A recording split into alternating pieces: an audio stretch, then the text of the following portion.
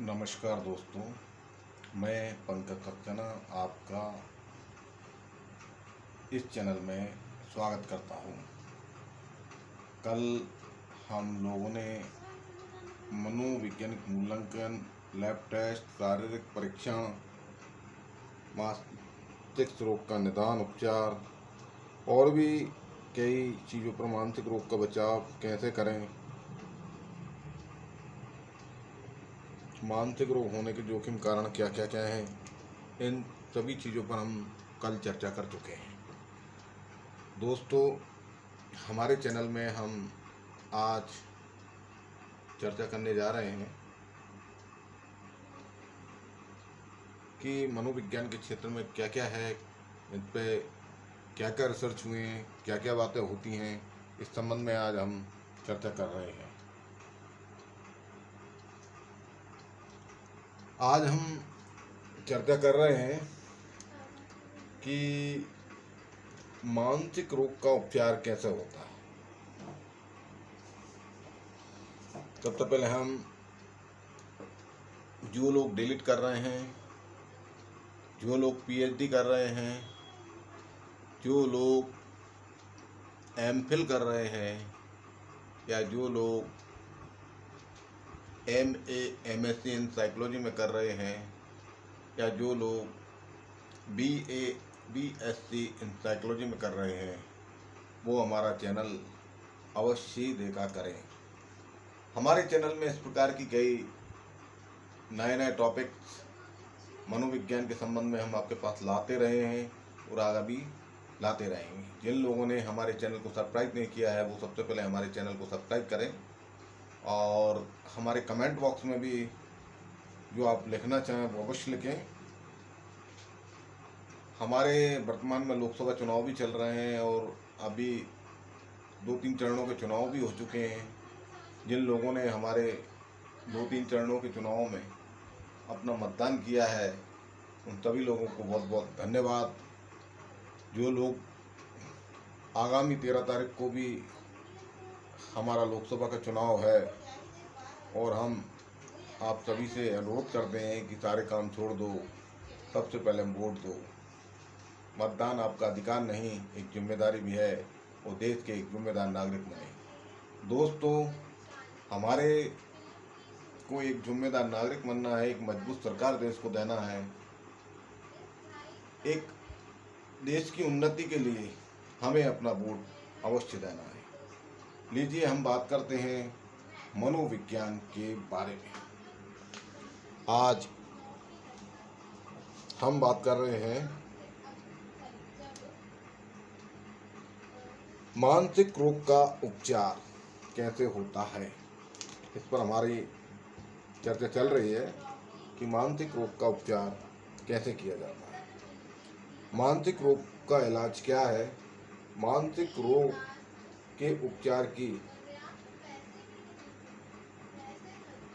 निम्नलिखित है। सबसे पहले तो ये है कि मानसिक रोग जो भी है, अस्पताल में भर्ती होने की उसे ज़रूरत होती है। अस्पताल में भर्ती होने पर मानसिक रोग के उपचार में आमतौर पर स्थिरीकरण, निगरानी, दवा, तरल पदार्थ और पोषण की देखभाल और अन्य जरूरी आपातकालीन देखभाल होती है।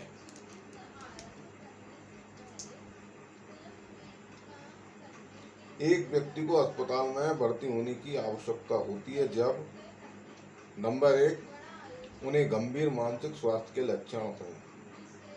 नंबर 2, मति भ्रम या भ्रम हो। नंबर 3, आत्मघाती विचारधारा हो। नंबर 4, बहुत दिन के लिए सोए नहीं या खाना नहीं खाया। नंबर 5, मानसिक स्वास्थ्य के लक्षणों के कारण स्वयं की देखभाल करने की क्षमता नहीं रही। ऐसे व्यक्तियों को अस्पताल में भर्ती होने की जरूरत है। नंबर 2, मनोचिकित्सा। एक मनोचिकित्सा भी होती है। मनोचिकित्सा में हम मानसिक रोग के लिए कई प्रकार की मनोचिकित्साएं भी उपलब्ध हैं। व्यक्तिगत चिकित्सा, जिसमें नंबर 1 पर हम व्यक्तिगत चिकित्सा कहते हैं। व्यक्तिगत चिकित्सा एक ऐसी मनोचिकित्सा है जहाँ एक व्यक्ति अपने चिकित्सक के साथ कई तरह की विभिन्न रणनीतियाँ और तरीकों का इस्तेमाल करते हुए भावनाओं, दुखों, अन्य मानसिक स्वास्थ्य समस्याओं का पता लगाते हैं। नंबर 2 होती है ग्रुप थेरेपी। ग्रुप थेरेपी आमतौर पर एक चिकित्सक के नेतृत्व करते हैं और इनमें कई लोग शामिल होते हैं। पारिवारिक चिकित्सा के संबंध में आपको हम बताना चाहेंगे। पारिवारिक मनोचिकित्सा में परिवार के सदस्य मुद्दों को हल करने के लिए एक चिकित्सक से मिलते हैं। यानी कुछ परिवार के सदस्य होते हैं, उनके कुछ मुद्दे होते हैं, उन्हें हल करने के लिए एक चिकित्सक से मिलते हैं। संज्ञानात्मक व्यवहार थेरेपी, ये अगला प्रश्न हमारा आता है। संज्ञानात्मक व्यवहार थेरेपी सबसे आम मनोचिकित्सा है। इसका इस्तेमाल व्यक्तिगत, ग्रुप या परिवार के स्तर एवं परीक्षण पर किया जा सकता है।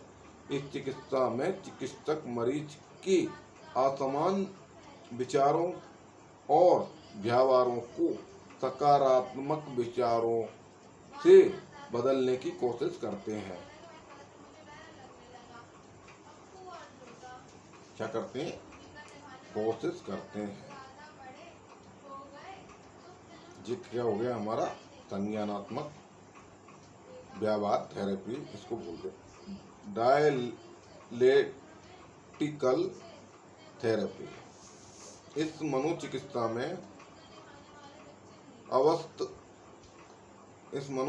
में विचारों और भावनाओं, व्यवहारों को स्वीकार और मान्य करने पर जोर दिया जाता है और स्वीकारता व परिवर्तन के बीच संतुलन बनाने की कोशिश की जाती है।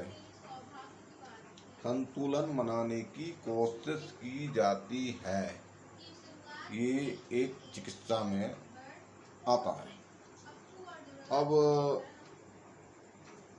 पारस्परिक उपचार होता है। एक पारस्परिक उपचार के बारे में भी हम आपको बताना चाहेंगे।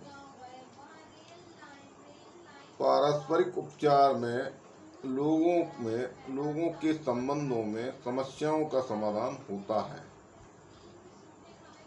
और संबंधों की गुणात्मक में सुधार के लिए एक पारस्परिक संचार कौशल सिखाता जाता है। अब हम आते हैं दवाओं पर।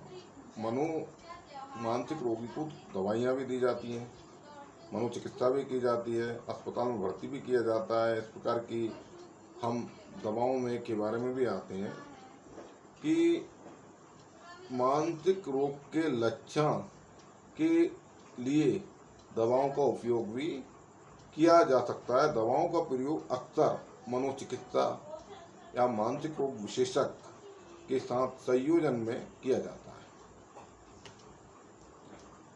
वैकल्पिक उपचार भी हम लोग कर सकते हैं। इसमें वैकल्पिक उपचार के बारे में भी आपको हम बताना चाहेंगे कि वैकल्पिक उपचार क्या होता है। इसमें मानसिक रोग के कुछ वैकल्पिक उपचार निम्नलिखित हैं। जैसे योग से भी अगर हम प्रातःकाल उठकर योग करते हैं